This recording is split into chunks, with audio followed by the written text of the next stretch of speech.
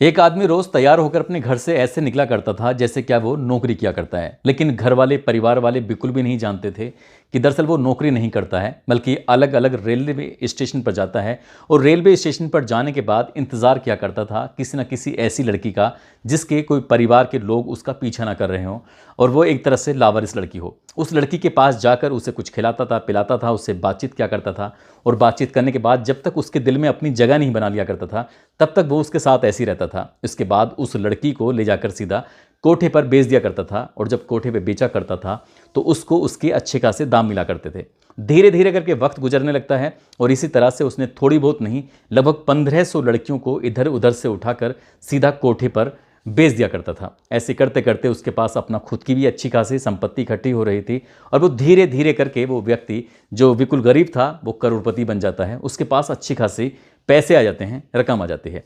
एक दिन वो एक लड़की को जब कोठे पे बेचने के लिए जा रहा था तो तभी उसे लड़की एक और दिखाई देती है। उस लड़की को देखने के बाद उसे ऐसा लग रहा था जैसे उसकी खुद की अपनी बेटी है। आखिरकार वो खुद की बेटी थी या किसी और की बेटी थी? कौन थी वो बेटी? आज की कहानी जो हम आपको सुनाने जा रहे हैं, आज कहानी उसी बेटी की है जिस बेटी की वजह से उसने न केवल पूरे धंधे को बदल दिया, बल्कि उसकी ज़िंदगी में एक ऐसा परिवर्तन आया जिसको सुनने के बाद शायद आप लोगों को भी लगेगा, आप लोगों को भी हैरानी होगी कि क्या ये सच है, ये वाकई कहानी सच है। और सुनने के बाद शायद आपको भी ऊपर वाले पर उतना ही विश्वास हो जाएगा जितना क्या आप लोग करते भी होंगे, तो उससे कहीं ज़्यादा आप यकीन करने लगेंगे कि वाकई अभी भी इंसानियत भी जिंदा है, साथ ही ऊपर वाला भी आपके साथ आपको हर वक्त देख रहा है कि आप क्या अच्छा करते हैं, क्या बुरा करते हैं।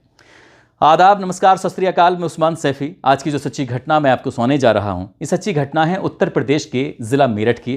दरअसल कहानी शुरू होती है एक रेलवे स्टेशन से, एक ट्रेन से।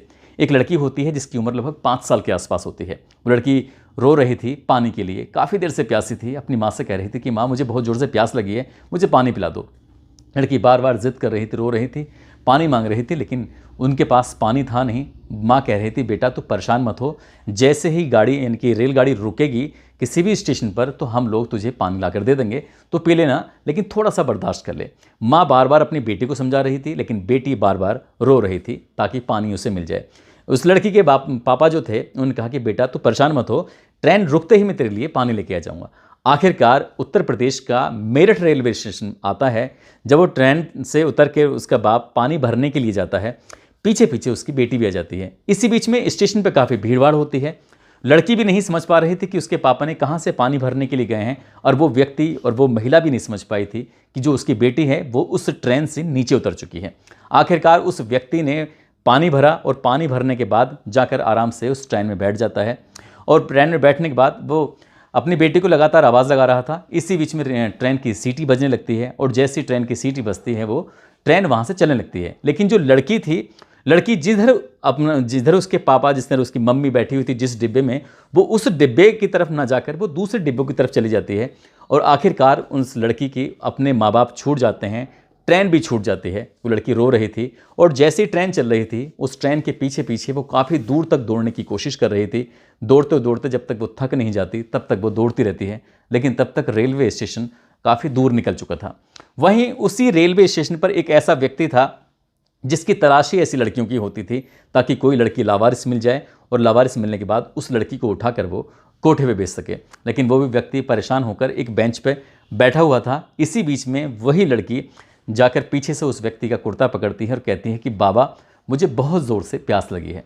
जैसे ही उस व्यक्ति की गर्दन पीछे की तरफ घूमती है, क्योंकि वो लड़की ने पीछे से उस आवाज़ लगाई थी, बाबा मुझे प्यास लगी है, उसने मुड़कर कहा कि नूरी, तुम यहाँ क्या कर रही हो? यानी कि उसकी अपनी सगी बेटी का नाम नूरी होता है। वो उसे लगता है कि वो नूरी यहाँ है, लेकिन जब मुड़कर पीछे देखता है तो वो नूरी नहीं थी, बल्कि कोई और लड़की थी। वो लड़की जो अपनी माँ, अपने पापा से ट्रेन में पूरी तरह से बिछड़ चुकी थी और वो प्यास के मारे परेशान हो रही थी। अब उस लड़की को ये समझ नहीं आ रहा था कि वो कहाँ है कहाँ नहीं है, लेकिन जिस व्यक्ति, जो अनजान व्यक्ति मिला था, उसी को ही वो अपना बाबा समझ रही थी, उसी को अपना पापा समझ रही थी। जिस व्यक्ति से उसने कहा कि बाबा मुझे बहुत प्यास लगी है, तभी वो व्यक्ति दौड़ता हुआ रेलवे स्टेशन जाता है, वहाँ से एक पानी की बोतल लाता है और उस लड़की को लाकर पानी पिला देता है। उसके पास बैठकर उसे कुछ खिलाता है, पिलाता है, उसे पूरी तरह से विश्वास दिलाता है कि मैं थोड़ी देर में तुम्हें तुम्हारे पापा के पास पहुँचा दूंगा। लेकिन उस लड़की को पापा की ज़रूरत नहीं थी, ऐसा लग रहा था जैसे उसी व्यक्ति की ज़रूरत है। तभी वो व्यक्ति उसे अपने गोद में उठाता है। गोद में उठाने के बाद मेरठ के कवाड़ी बाज़ार में जो कोठे थे, उनमें से ही एक कोठे पर जाकर उस लड़की को वो बेच रहा था, उसकी जब बोली लग रही थी तो उससे वो कह रहा था कि मुझे इसके ज़्यादा पैसे चाहिए। यानी कि उस लड़की के वो अच्छे पैसे मांगने की कोशिश कर रहा था। हालांकि कोठे की जो मालकिन होती है वो नान नुकुर करती है। कुल मिलाकर उन दोनों का सौदा तय हो जाता है और वो लड़की बेच दी जाती है। उस लड़की जब बेचने के बाद उसे छोड़ा जाता है तो उस लड़की ने उस व्यक्ति का कुर्ता पकड़ लिया। कुर्ता पकड़ने के बाद कहा कि बाबा तुम कहाँ जा रहे हो, मैं तुम्हारे साथ चलूंगी। वो व्यक्ति समझ नहीं पा रहा था कि आखिरकार ऐसी बात क्यों। जब वो लड़की बोलती थी तब उस व्यक्ति को ऐसा लग रहा था जैसे क्या उसकी अपनी सगी बेटी उसे रोक रही है, सगी बेटी बोल रही है। वो व्यक्ति वहाँ से चला जरूर आता है पैसे लेकर, लेकिन जैसे घर जाता है, घर जाने के बाद खाना खाता है, उस लड़की का चेहरा उसके जहन में, उसके दिमाग में हर वक्त था। साथ ही उसके कानों में एक आवाज़ गूंज रही थी, बाबा मुझे प्यास लगी है, बाबा तुम मुझे छोड़कर कहीं जाओगे तो नहीं। इस तरह की जब अलग अलग आवाज़ें उसके कान में आ रही थी, वो सोने की जरूर कोशिश कर रहा था, लेकिन उस रात वो सो नहीं पाया था। उसने लगभग अब तक 1500 लड़कियों को अलग अलग कोठों पे बेच चुका था, लेकिन ये पहली ऐसी लड़की थी जो उसकी समझ से बिल्कुल परे थी, जो उसके दिल और दिमाग पर कुछ इस तरह का अटैक कर चुकी थी कि उसके दिमाग से वो लड़की निकलने को तैयार ही नहीं हो रही थी।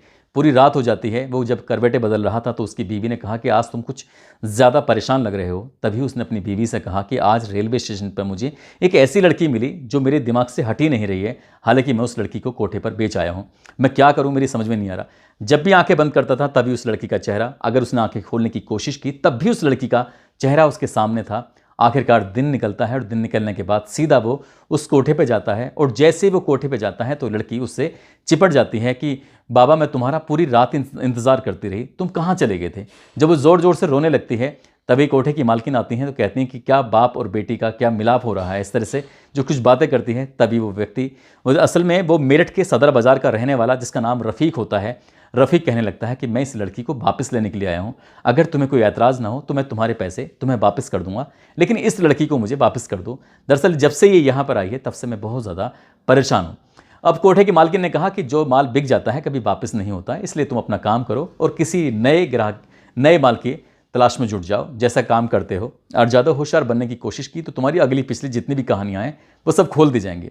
आखिरकार वो व्यक्ति परेशान हो जाता है, कोठे पर ही उस मालकिन के सामने गिड़गिड़ाते हुए कहता है कि चाहे इसके बदले में मुझे कुछ भी करना पड़े, मुझे इस लड़की को हर हाल में आपको देना ही पड़ेगा। आखिरकार जो कोठे की मालकिन थी उसको भी थोड़ी दया आ जाती है। दया इसलिए आ जाती है क्योंकि उसकी वजह से उसका लगातार धंधा जो चल रहा था, लेकिन जितने पैसे उसने उसके दिए थे अब वो उतने पैसे में वापस नहीं बल्कि उससे कहीं ज़्यादा पैसे में उस लड़की को वापस दिया जाता है। उस लड़की को ले जाने यहाँ से लेता है और ले जाने के बाद सीधा मेरठ का ही एक शिवलोक कॉलोनी होती है, शिवलोक कॉलोनी में पहुँच जाता है। एक घर का दरवाज़ा खटखटाया जाता है और दरवाज़ा खटखटाने के बाद अंदर से निकल के आती हैं अतुल शर्मा। अतुल शर्मा जो कि संस्थापक एक संकल्प संस्था होती है उसकी मालकिन होती हैं, उसकी संस्थापक होती हैं। एक ऐसी एनजीओ जो लड़कियों के लिए ही काम किया करती थी, एक ऐसी एनजीओ जो लड़कियों को बचाया करती थी वेश्यावृत्ति के धंधे से, ऐसे बच्चों को जो बच्चे अपने माँ बाप परिवार से बिछड़ जाया करते थे उन परिवारों से मिलाने का काम करती हैं। जैसे ही वो व्यक्ति जाता है और जाने के बाद उस महिला के सामने हाथ जोड़कर रोने लगता है और विनती करने लगता है कि मुझसे एक बहुत बड़ा पाप हो गया है। जब से ये लड़की आई है तब से न जाने क्यों मेरे दिमाग में इसने इतनी बुरी तरह से अटैक किया हुआ है कि इसका चेहरा दिमाग से जाता नहीं है, इसकी आवाज़ मेरे कानों में लगातार गूंजती रहती है। मैं करूं तो क्या करूं समझ में नहीं आ रहा। तुम इस लड़की को इसके परिवार वालों के पास तक पहुंचा दो, मैं तुम्हारा ज़िंदगी भर एहसानमंद रहूँगा। जैसे इन्होंने ये बात सुनी उन्होंने कहा कि तुम्हें बिल्कुल भी शर्म लिहाज नहीं आती, तुम्हें पता है कि तुम अब तक कोठे पर लगभग 1500 लड़कियों को बेच चुके हो और इस एक लड़की के लिए इतना परेशान हो रहे हो। इसे भी बेचो, इससे भी पैसे खाओ, इससे भी अपनी ज़रूरतें पूरी कर लो अगर तुम्हें जरा से भी थोड़ी बहुत लिहाज है। इस तरह की इन दोनों के बीच में संवाद होता है, लड़ाई भी होती है, लेकिन वो कहते हैं कि मैं तुमसे कभी झूठ नहीं बोलूँगा। तभी एक धागा फाड़ता है और धागा फाड़ने के बाद वो कहता है कि इसे मेरे हाथ पे बांध दो और मैं तुम्हें अपनी बहन बनाता हूँ और मैं कसम खाता हूँ कि मैं कभी अब ऐसा काम नहीं करूँगा जिससे क्या किसी के दिल को, किसी की तकलीफ, किसी को परेशानी हो। जैसे ये बात कही तो अतुल शर्मा मैडम को थोड़ा लगता है कि वाकई शायद ये बदल चुका है और शायद ये सही भी बोल रहा है। उस लड़की को तो अपने पास रखा जाता है और उसके बाद वो जीआरपी थाने जाती हैं, पुलिस से संपर्क करती हैं और अखबारों में लगातार कोशिश कर रही थी कोई ऐसी खबर तो नहीं छप रही है, पुलिस से लगातार बातचीत कर रही थी कि ऐसी 5 साल की कोई लड़की जो रेलवे स्टेशन में छूटी हो, जो अपने परिवार से बिछड़ गई हो। लेकिन इस बीच में कई बार कोशिश करने के बाद भी कहीं भी कोई ऐसी जानकारी मिल ही नहीं पा रही थी, ना अखबारों में, ना पुलिस स्टेशन पर, ना ही रेलवे स्टेशन पर। उस लड़की के बारे में काफ़ी कुछ पता करने की कोशिश की।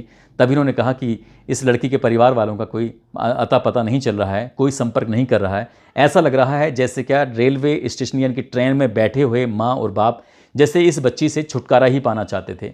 उन्होंने उस बेटी से बहुत सारी बात करने की कोशिश की, लेकिन वो बेटी सिर्फ पानी के अलावा कोई और बात बताने को तैयार ही नहीं थी। ऐसा लग रहा था जैसे क्या उसकी याददाश्त पूरी तरह से मिट चुकी है। उसे ऐसा लग रहा था जैसे क्या जो ट्रेन में बैठे हुए थे वो उसके माँ बाप नहीं, बल्कि ये जो व्यक्ति है, जो जिसका नाम रफ़ीक होता है, जो लगातार लड़कियों को वेश्यावृत्ति के धंधे में धकेल रहा था, वही उसका असली बाप है। आखिरकार वो कहती हैं कि जब तुम्हारे खुद के 4 बच्चे हैं तो क्या तुम पर ये एक अकेली लड़की नहीं पल सकती? इसको भी पालो, इसकी भी परवरिश करो, ठीक वैसे ही करो। हो सकता है कि तुम्हारे बच्चों की भी ज़िंदगी इसकी वजह से सुधर जाए। आखिरकार रफ़ीक के दिमाग में भी बात आ जाती है। उस लड़की को अपने घर लेके जाता है, अपनी पत्नी से कहता है कि ये लड़की भी हमारे बच्चों की तरह ही रहेगी। इसके बाद अतुल शर्मा मैडम के माध्यम से उस लड़की का भी एक अच्छे विद्यालय में एडमिशन कराया जाता है और उसको भी अच्छी शिक्षा दिलाने की पूरी कोशिश की जाती है। अब जितने भी बच्चे थे, यानी कि 4 बच्चे इस घर में पहले थे और एक लड़की और आ जाती है, 5 बच्चे। 5 बच्चे बिल्कुल ठीक वैसे ही पढ़ रहे थे जिसमें कोई ऊंच नीच, कोई ये नहीं कि इनमें कोई बच्चा पराया है। सब बच्चों का एक जैसे ख्याल रखा जा रहा था। सब बच्चे पूरी ईमानदारी से पढ़ाई कर रहे थे, ज़िंदगी में बिल्कुल ठीक चल रहा था। उस व्यक्ति ने फिर रेलवे स्टेशन पर जाना छोड़ दिया। अब उससे कहीं से कोई सूचना मिला करती थी कि कोई लड़की गायब हो गई है, तो वो सीधा संकल्प संस्था के संस्थापक जो होती हैं अतुल शर्मा, उनको फ़ोन करता था और फ़ोन करने के बाद उनसे बताया करता था कि इस तरह से एक लड़की है जो बेची जा रही है। उसने बाद में कई लड़कियों की ज़िंदगी भी दलदल में फंसने से बचाई। साथ ही कुछ वक्त आगे बीत जाता है, लड़कियों की पढ़ाई, बच्चों की पढ़ाई चल रही थी। साल 2013 आता है और वो व्यक्ति इतना कुछ बीमार हो जाता है कि लगभग 6 महीने तक खाट पर पड़ा रहता है। अब उसको होश नहीं था कि वो कौन है, कहाँ से आया है, उसने अपनी ज़िंदगी में कितने पाप किए हैं, और उसकी जो सांसें थीं वो बड़ी मुश्किल से निकल रही थीं। आखिरी वक्त में उसने एक बार फिर से उस संस्था की संस्थापक को बुलाया, और बुलवाया क्या, उसके ही परिवार वालों ने बुलवाया। जब उससे बातचीत की तो उसको अपनी पुरानी ज़िंदगी के बारे में कोई किस्से, कोई कहानी, उसने कितने बड़े बड़े पाप किए थे, उसे कुछ भी याद नहीं था। लेकिन दम निकलते हुए पे उसको बहुत तकलीफ़ों से गुजरना पड़ा। फिर वो 2013 में उसकी मौत हो जाती है, वो मर जाता है। लेकिन जो उसके बच्चे थे, उसकी बीवी ने उन बच्चों को बड़े अच्छे से परवरिश की, और ज़्यादातर सभी जो बच्चे थे, चारों पाँचों, वो अच्छी नौकरियां हासिल कर लेते हैं। कोई बीबीए करता है, कोई बीसीए करता है, तो कोई डॉक्टर बनता है, कोई इंजीनियर बनता है। इस तरह से उन्होंने अपनी अपनी ज़िंदगी में जो हासिल कर सकते थे, बढ़िया से बढ़िया वो हासिल करते हैं। लेकिन एक दिन उनके घर पर, ये बात साल 2017-18 के आसपास की बात है, एक परिवार आता है और वही लड़की घर में सबसे छोटी होती है। बाकी बच्चों की शादी हो चुकी थी। उस लड़की के लिए एक रिश्ता आता है कि हमें आपकी ये बेटी बहुत पसंद है, अगर तुम्हें कोई ऐतराज़ ना हो तो हम इससे अपने बेटे की शादी कराना चाहते हैं। जब शादी वाली बात आती है तो वो महिला बिल्कुल भी नहीं जानती थी कि शादी आखिरकार इतने अच्छे घर से आएगी। दरअसल जिस लड़के का रिश्ता आता है वो उत्तर प्रदेश पुलिस में दरोगा होता है, और उस लड़की के लिए जब रिश्ता आता है तो उस दरोगा से ही उस लड़की की शादी हो जाती है। और वो आज भी लड़की एक शानदार और एक अच्छी ज़िंदगी जी रही है उस दरोगा के साथ। अगर उस लड़की का चेहरा उस व्यक्ति यानी कि रफ़ीक के जहन में, दिमाग में नहीं आता, तो शायद वो लड़की भी और लड़कियों की तरह वेश्यावृत्ति के धंधे में धकेल दी जाती। उसके साथ भी शायद बहुत बुरा होता। न जाने कितने लोग उसका शोषण करते, कितने लोग उसकी ज़िंदगी खराब करते। न केवल उस लड़की की ज़िंदगी अच्छी हुई, बल्कि उस लड़की की वजह से और न जाने कितनी लड़कियों की ज़िंदगी भी अच्छी हो जाती है, क्योंकि वो व्यक्ति का काम ही ऐसा था, क्योंकि वो रेलवे स्टेशन से लड़कियों को लाता था और कोठे पर बेच दिया करता था। जब ये कहानी अतुल शर्मा मुझे सुना रही थी तो वो कह रही थी कि उस्मान, काश उस लड़की को मैंने अपने पास रखा होता, काश मैं उसे अपनी बच्ची की तरह पालती पोसती, क्योंकि मेरे पास भी एक शानदार अवसर था, मौका था, मैं भी उसे एक अच्छी ज़िंदगी दे सकती थी। लेकिन उस लड़की ने ग्रेजुएशन के बाद ज़्यादा पढ़ाई लिखाई नहीं की। सिंपल ग्रेजुएट करने के बाद, एक दरोगा से शादी होने के बाद, आज वो एक अच्छे परिवार के साथ जुड़ी हुई है, उसके बच्चे हैं और एक अच्छी ज़िंदगी जी रही है। काश हर किसी की ज़िंदगी इतनी ही खूबसूरत, इतनी अच्छी हो, और काश ऐसे ही लोगों की वजह से दूसरे लोगों की ज़िंदगी भी सुधर जाए। इससे बढ़िया क्या बात है। इस कहानी को सुनाने का उद्देश्य किसी को परेशान करना नहीं है, किसी को दिल दिखाना नहीं था, बल्कि आपको जागरूक करना था, आपको सचेत करना था, आपको ये बताना था, आपको ये जताना था कि इंसान की ज़िंदगी में कब कौन सा ऐसा इंसिडेंट हो जाए कि उसकी ज़िंदगी पूरी तरह से बदल कर ही रख दी जाए। ठीक वैसे ही हुआ इस रफ़ीक के साथ, जिस व्यक्ति ने इतने बड़े बड़े पाप किए थे, हालांकि अंतिम समय में उसको अपने किए की सज़ा, जिस तरह से उसका दम निकला था, वो वाकई अपने आप में बहुत भयानक होता है। लेकिन इस लड़की के आने के बाद उस व्यक्ति की ज़िंदगी बदली, परिवार की भी ज़िंदगी बदली और एक कहानी बहुत शानदार तरीके से आपके सामने प्रस्तुत भी हुई। दोस्तों, अपना ख्याल रखें, सुरक्षित रहें। जय हिंद, जय भारत।